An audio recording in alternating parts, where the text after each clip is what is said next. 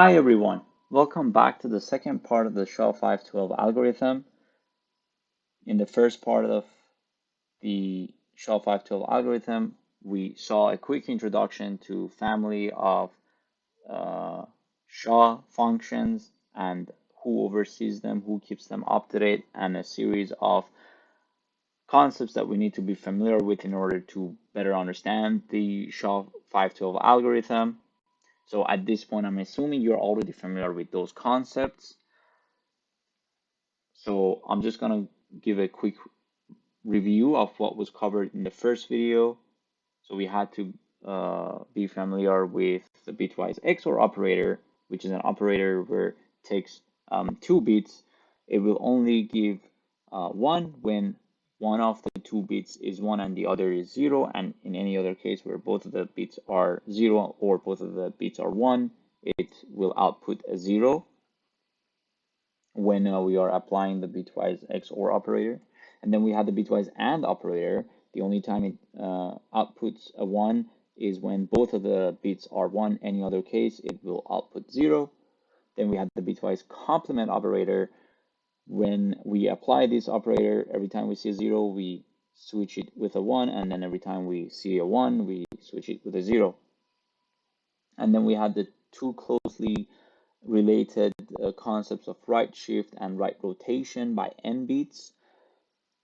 And we saw its definition, a simplified definition, and that was what we needed to understand the algorithm. If you'd like to know more about them and know more about them in details, you can feel free to look them up and read more about them on your own. And then we mentioned conversions between hexadecimals, decimals, and binary, so we can represent a number in base 10 in different bases as needed. So for example, number 16 in base 10 is equal to number 10 in base 16, or 1 followed by 4 zeros in base 2.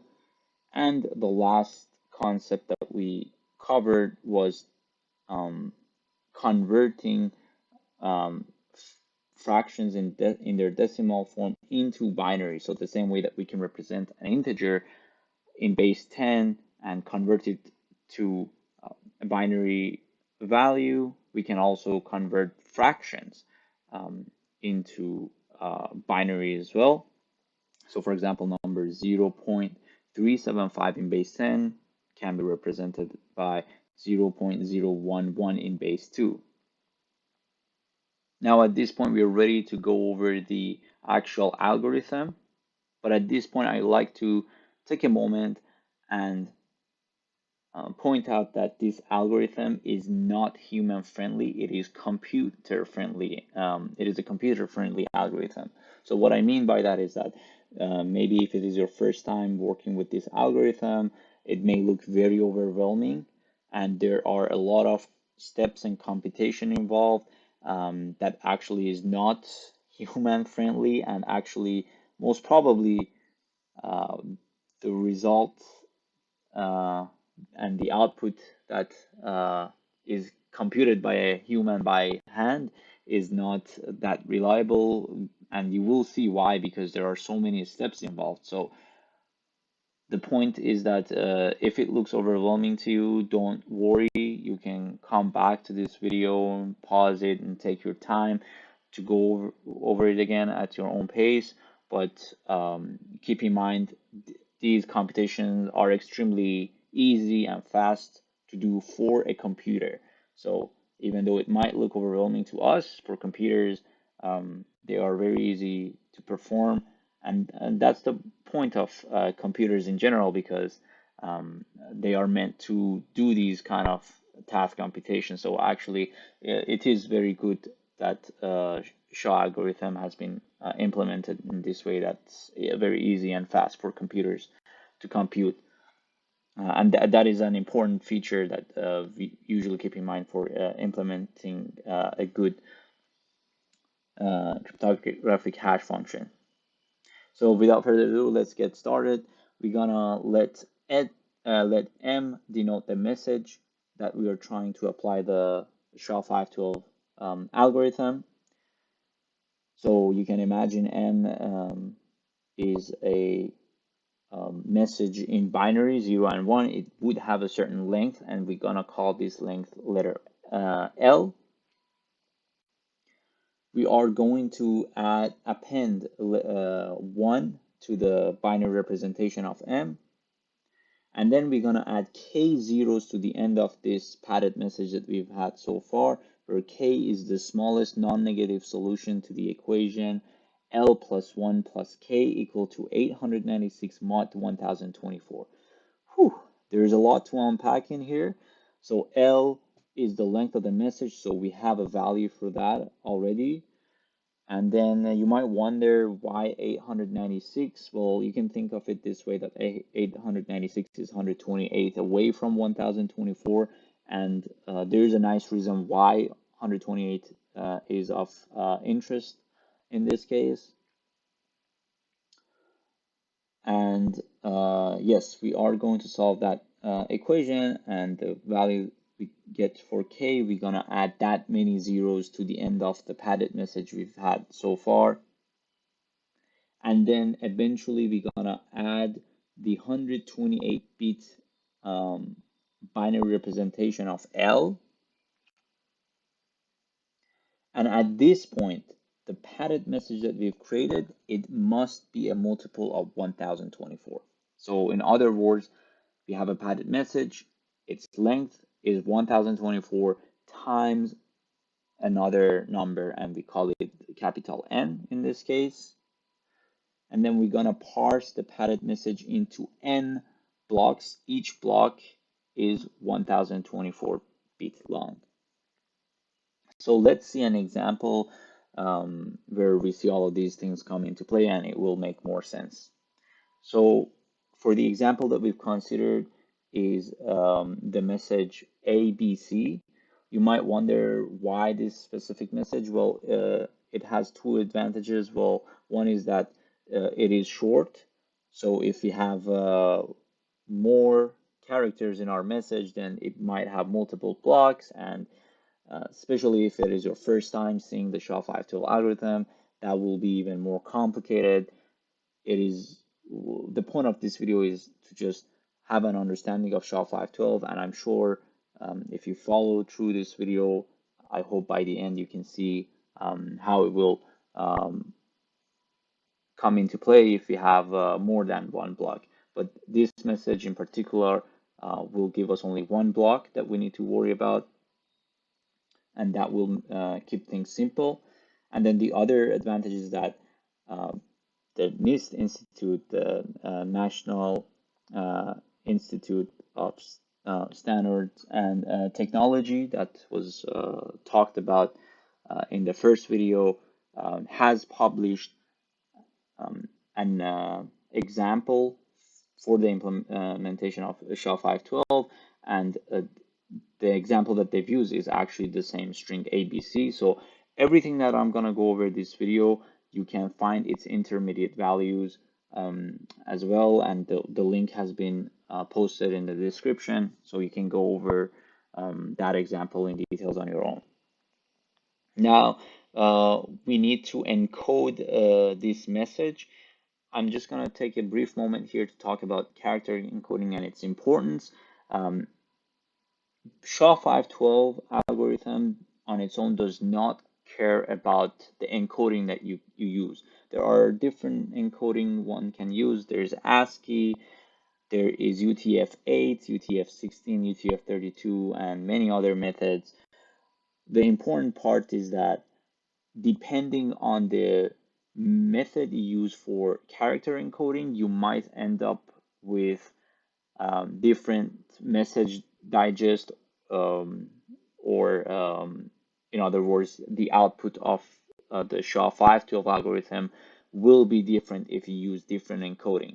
So it is important to know which encoding you are using for your message in this video, and just to keep it consistent with the other documents that are available to the public, I'm going to use the ASCII encoding. But keep in mind, this is an important concept. If two parties do not use the same character encoding, they will end up with different message digest or output, and that is not desirable. So please keep that in mind. Now, character A, its Unicode character is 97. So its 8-bit ASCII representation is the following series of bits that we see in the table. You can see that we can use 7 bits. We only need 7 bits to represent the character A, but for this purposes of this example, we want the 8-bit ASCII representation. So we add 0 to the left to make it 8-bit. And similarly, we calculate or compute the 8-bit representation of the other two characters B and C. So our message in binary is all of these characters combined. I mean, they're 8-bit representation in ASCII. We concatenate all of them, and that's the message that we get. So from now on, when we are talking about M, we are thinking of its binary representation at this point, which is the following string of bits of 0 and 1, as we can see. So we saw we had 3 characters in our message. We used the 8-bit ASCII representation for each character. We have 3 of them, so 3 times 8, that's 24 characters in total. So the L that we were talking previously in this specific example is number 24. Now we're going to add 1 to this message. That's part of the algorithm. And then we need to solve this equation. L plus 1 plus K is equal to 896 in mod 1024. So we can plug in 24 for L, we solve it for K, and we get this value 871. Well, now in this specific example that we were going through, the number that we got, 871, is already between 0 to 1023, which are the numbers that we would expect for the smallest non-negative solution to the equation. So we don't need to do anything, but in other cases, if that number is greater than 1024, we have to make sure that we are choosing the smallest non-negative solution. So the conclusion is that we are going to add 871 zeros to the end of the current padded message that we have. So that's the padded message that we have so far. We're gonna add 871 zeros to it, and we create a new padded message thus far. So we had the previous padded message, we added 1 to it, and now we are adding 871. So far, we have a message that is 896 character long. L is number 24, which is the length of the message, and in binary corresponds to 11000. So this number is only 5-bit long, but the algorithm said that we need the 120-bit representation of L in binary. So that's fine. We just have to add enough zeros to the left of it to make it 128 character. So in this case, we add 123 zeros to make it 128 bit in total. And now we are going to append this 120-bit representation of L to the padded message that we had so far. So that is the whole padded message that we get as a whole. And you can see we had an 896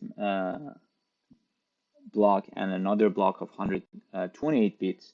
Together, it forms the whole padded message, which is 1024. And this is exactly what the algorithm forced or was meant to do, to make a padded message that is a multiple of 1024, which it is in this case, which is great.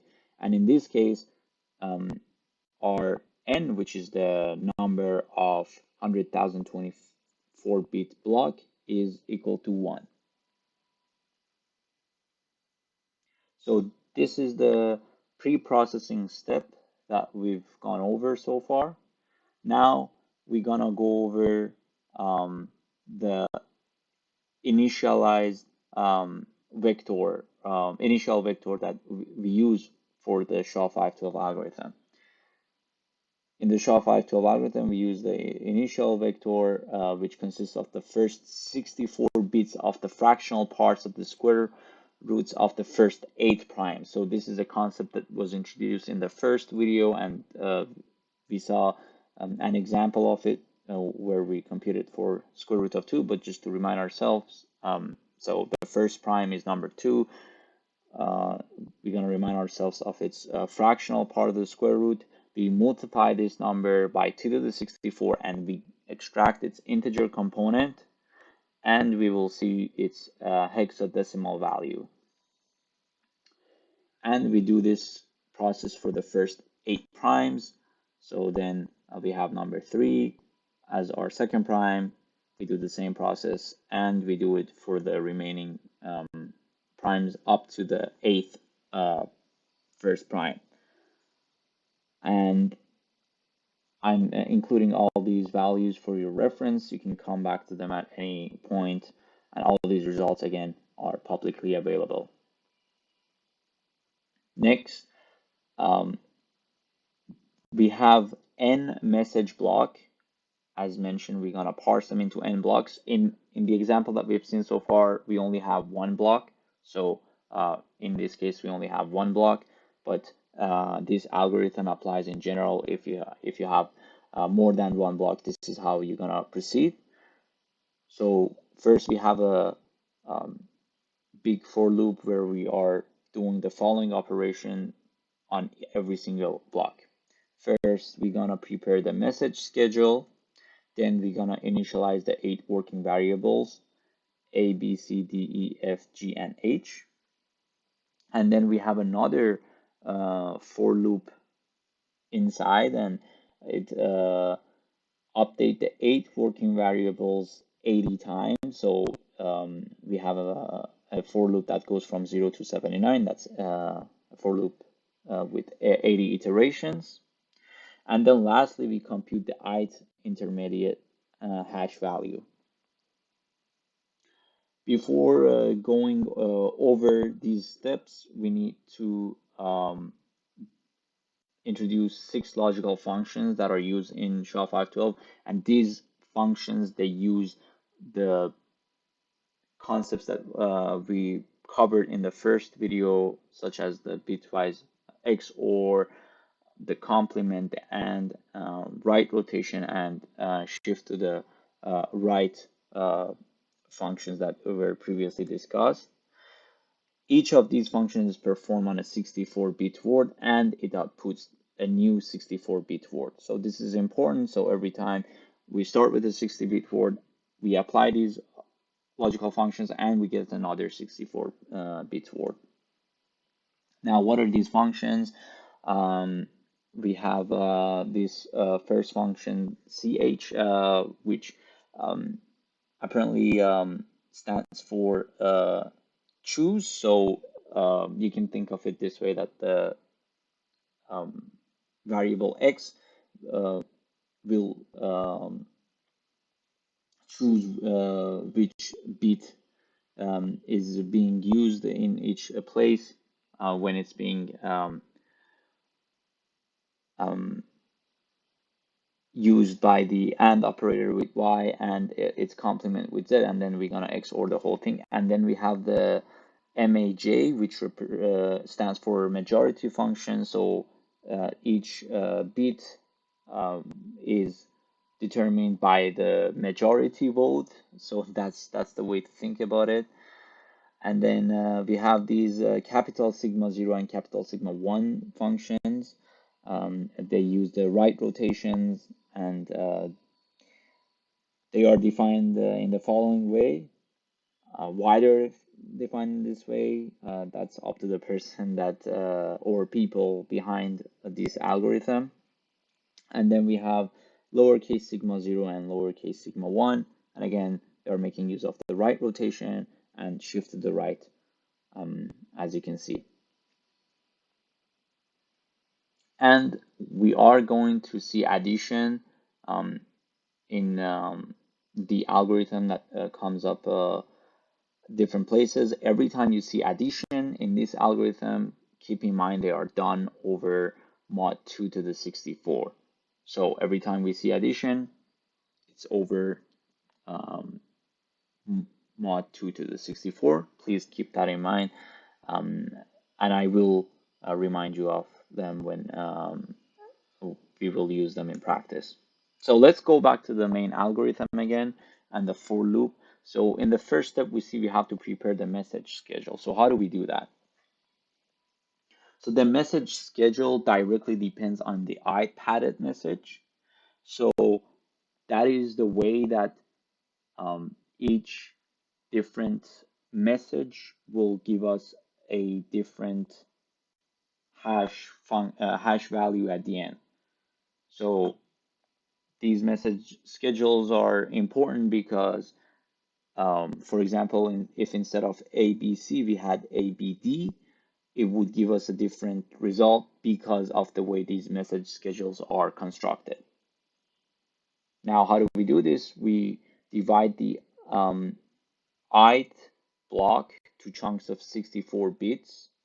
So there's going to be 16 of those. Why? Because each block we have 1024 bits, and if we are dividing them into blocks of 64 bit, then 64 times 16, which is 2 to the 6 times 2 to the 4, give us 2 to the 10, which is 1024. We are going to label these chunks M0 all the way to M15. And then we can compute the message schedule in the following way. So if it is the first message schedule with which starts with the iterator 0 all the way to 15, we use the same as each 16 chunks that we got from dividing our ith block. And then for message schedules that are iterating from 16 to 79, use the following function that is written or displayed on the screen by applying the sigma 1 function and sigma 0 to wt minus 2 and wt minus 15 respectively, and then we add them together as well as adding them to wt minus 7 and wt minus 16. And don't worry, I know it could look overwhelming, but we're going to see an example in a second, and we'll see how they are prepared for the specific example that we are going over. So in this example, the padded message that we had is the following 1024 bit message. We can clean them up a little bit. We're going to divide this into 16 chunks. So this is our whole message block, dividing it 16 chunks. Each would have 64 bits in them. So the very first one will just be the first 64 bit, and then we have the next 64 bit.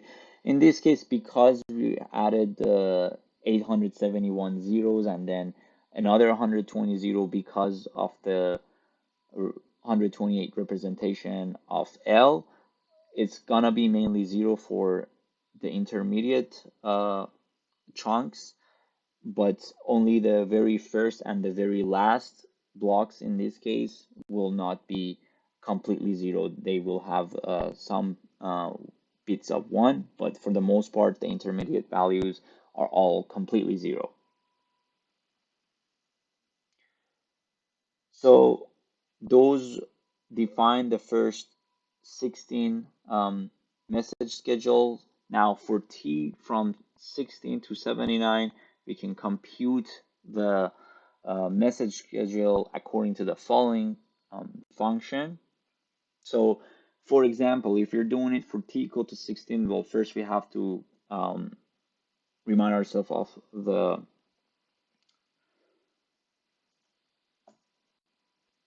index of message schedule. So we have t minus 2, t minus 7, t minus 15, t minus 16. We see their corresponding values.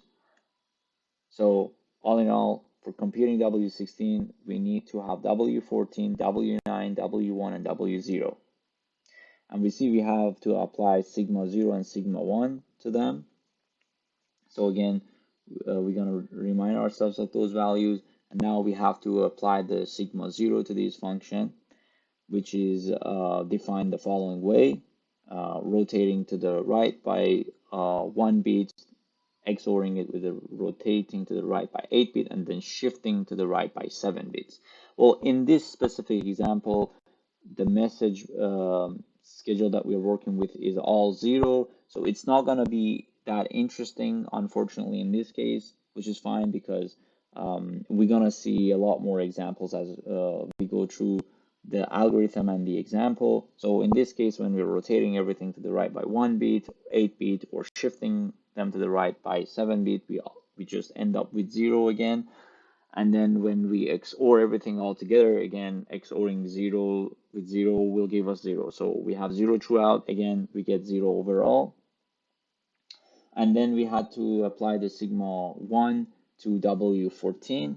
Again, W14 is another message schedule with 0 everywhere. Again, that's fine. Again, we apply the function as before, we end up with another block of 0. So we have W0, W1, W9, W14. We had to apply sigma 1 and sigma 0 to W1 and W14, which ended up being 0. And we had the other values. And now we're going to represent them in base 10. Again, for the sake of implementation, it is not needed to represent them in base 10. In computers, everything can be done over binary and binary words and bits, so that's not a problem. But for the purpose of demonstration, I think it's good if we convert them to numbers in base 10. So coming back to our main function, these are the values that we get. You see that we are doing addition, and as a reminder, every time we see addition, we are doing them over mod 2 to the 64. We add them up, we get the following value. Again, I mean, of course, this is the same value as our W0. We're gonna convert it to binary. Again, this is 63 bits, but we want the 64 bit because as you remember, when we are applying these functions, the output must be 64 bit. We start with the 64 bit word, we have to end up with a 64 bit word as well. So we add 0 to the left if necessary to make it 64 bit, and that's how we compute W16. So that was just one example, and we do the same process for every iteration to compute our message schedule fully from W0 all the way to W79. So this way we have prepared our message schedule. Now we are going to initialize the 8 working variables A all the way through H. So let's see how is that going to be done. In each iteration, we update 8 working variables, and they are assigned with the previous hash value that were given. So A becomes the first block of the hash value that we had, B will become the second block, and so on and so forth. So remember, we have a hash value of 512 bit long, and we are dividing them into 8 blocks, each 64 bit. Now you might wonder, in the case of the first iteration, if I is equal to 1, then we have I minus 1, which is equal to 0. So what is that initial vector? That's where we make use of the prime numbers. So they are given by the first 64 bits of the fractional part of the square root of the first 8 prime. So for I equal to 1, these are the values that we get by taking the square root of the first 8 primes, multiply them by 2 to the 64, take the integer component represented in hexadecimal, and that's what we get. So now we saw how we can initialize the 8 working variables. And the next step, we are going over another for loop that we are performing certain operation 80 times. We are updating the 8 working variables 80 times in total. So this is the for loop, and we will see how this for loop is defined. So in the first step, we have to compute this new value t1, which is given by the following equation. And then we compute another value t2. And then now at this point, we can reassign and update these values. We're gonna assign the value that we currently have for G, we are going to assign it to H. Similarly, we're gonna assign F to G and E to F. Now for computing E, this time we are going to add D plus T1, and this is gonna be our E. And again, for D, C, and B, well, those values are updated according to the values that we have for C, B, and A respectively. Now, the last variable that we need to update is A, and A is just T1 plus T2. So we see everything that has been mentioned has a use, and everything is coming into play. Now, the only thing that is left that needs a little bit more explanation is the KT vector that we see in the definition of T1.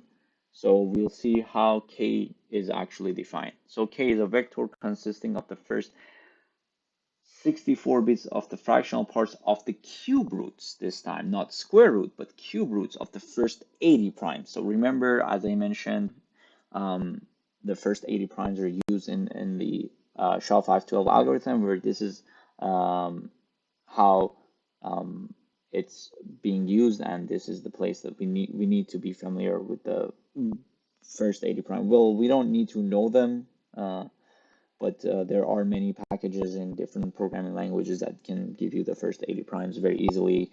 They're not expensive operations. Of course, if you want to know more primes, then that might run into troubles later on, but first 80 primes are completely fine. So to see an example, again, consider the fractional part of the cube root of 2, which is the first prime. We multiply this number by 2 to the 64, and we take its integer component, and we see the value in the table, and we get its hexadecimal value, and that is also provided for you in the table. Now, here I've included all the 80 values that you need to use for the SHA-512 algorithm. It is not expected for you to know these values at all, but I've only included them for your reference. From left to right, we have primes 2, 3, 5, 7, and so on, and then going down and so on and so forth, we have the first 80 primes here. They're actually, I must say, the first 64-bit fractional part of their cube roots of the first 80 primes.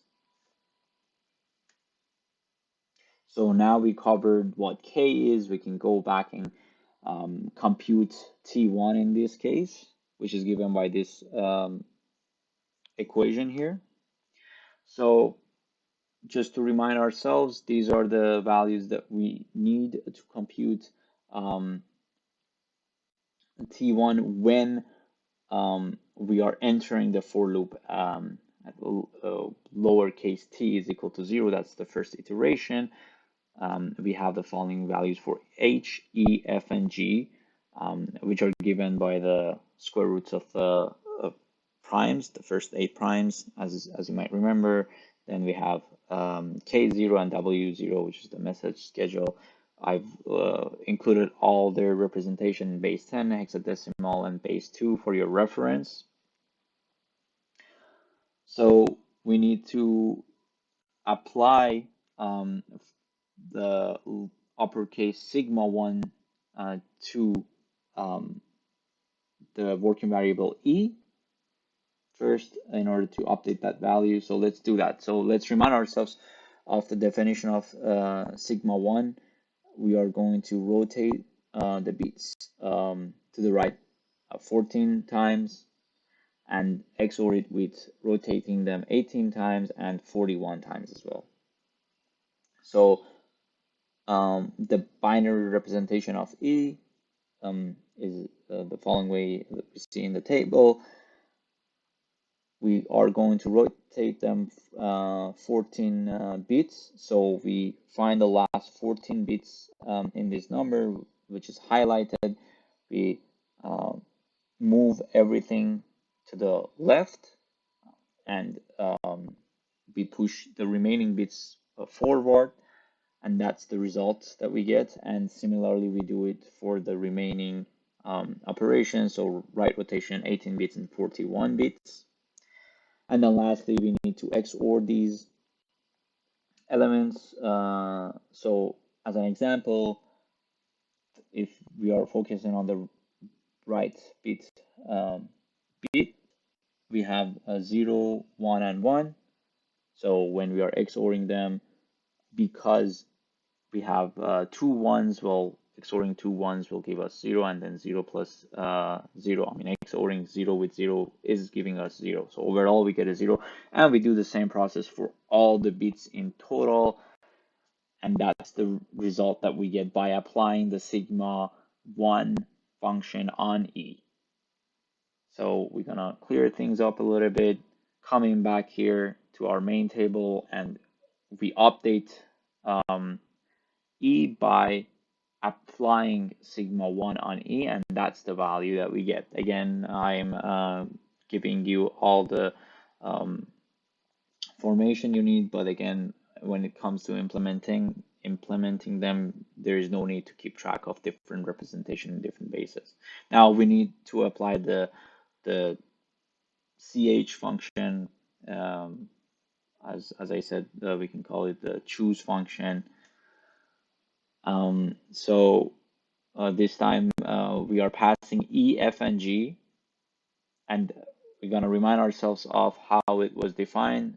We're gonna use the AND operator on X and Y, and then another time we're gonna apply the AND operator on the bitwise complement of X and Z, and then we're gonna XOR the two values together to get the final output. So again, reminding ourselves of the binary representation of E, F, and G,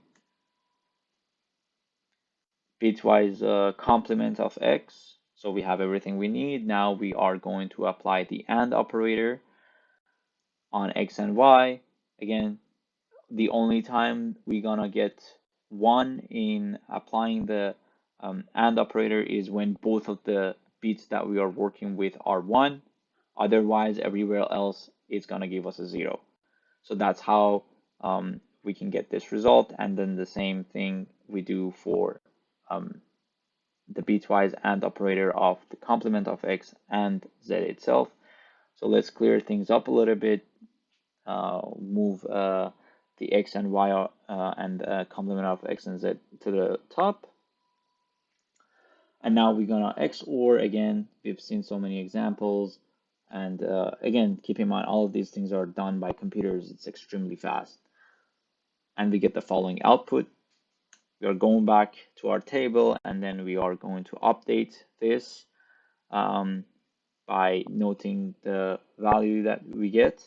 Now, the next thing we need to do is, as you can see in the definition of T1, we have to sum all of these values. Again, keep in mind, all of these summations are done over mod 2 to the 64. So once we do that, we get the following values. Again, we see their representation in hexadecimal, base 10, and base 2. So all of these things that we've done shows that when t is equal to 0 in the very first iteration, the value that we get for t1 is the following values that we see in the table, and their different representation, base 16, 10, and 2. So now that we covered this part, we need to compute the value for t2. So we're gonna remind ourselves of the definition of T2. The variables that we need to work with is A, B, and C. Again, these are the values that we got from the square root of primes. Now let's apply the sigma 0 of A. We are reminding ourselves of the definition of sigma 0, which is right rotation by 28 bits, 34 bits, and 39 bits, and then XORing all of them. We're gonna go a little bit faster here since we've seen so many examples, and I know it looks very overwhelming. So we are rotating everything by 28 bits, and then that's the result that we get. And then similarly, we do it for 34 bits and 39 bits. We're gonna XOR everything, and this is the output that we get by applying the sigma 0 function on A. So we're going to update our table of values with the value of sigma 0 of A, and then the next step we're going to apply the majority function. So every bit is determined by the majority of the bits that we have. So again, we're going to remind ourselves of the definition. We're going to use the AND operator alongside with the XOR operator in this case. We remind ourselves of the values that we have for our variables A, B, and C in this case. Compute the corresponding outputs that we get by applying the AND operator. We're gonna clean up the table a little bit, and eventually we have to use the XOR operator on all of these three values, and then this is the result that we get. And as you can see, at every step, we started with a 64-bit word, and we end up with another 64-bit word as well. So going back to our table, we had to apply the majority function to A, B, and C, and we did that, and we get the following results. And again, in the next step, we sum the values that we have we see in the table. The summation is done over 2 to the 64. And again, these are the values that we get in base 10, hexadecimal, and base 2. So the conclusion at the first iteration, with all of these steps that were performed, led us to the following value for T2 that we can see. So now at this point, we have everything we need to update the 8 working variables that we have. We have the value for T1, T2, and all the other values, A, B through H, I must say, we have their corresponding values, so we can completely update all the values and the working variables that we have. So if we do everything correctly, we can see the values that we had at the start of the loop in hexadecimal to the left, and then the values that we get at the end of the loop, again in hexadecimals. They are written in the right. So keep in mind, these are the values that we get for this specific example that we started with.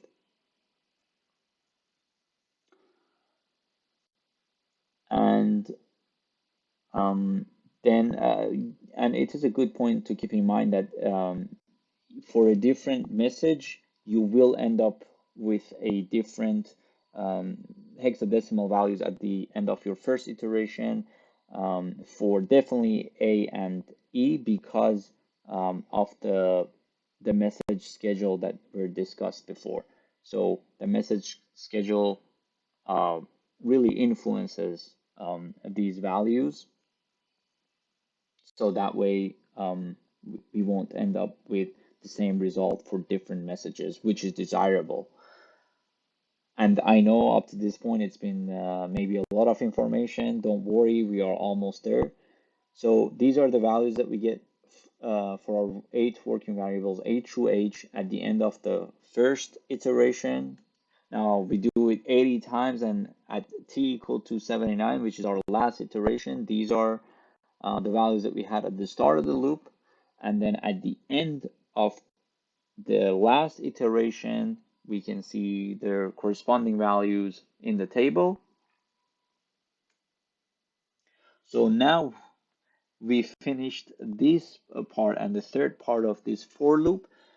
Now the last part of this for loop is computing the ith intermediate hash value, and we will see how that is going to be done. Don't worry, we are close to the end.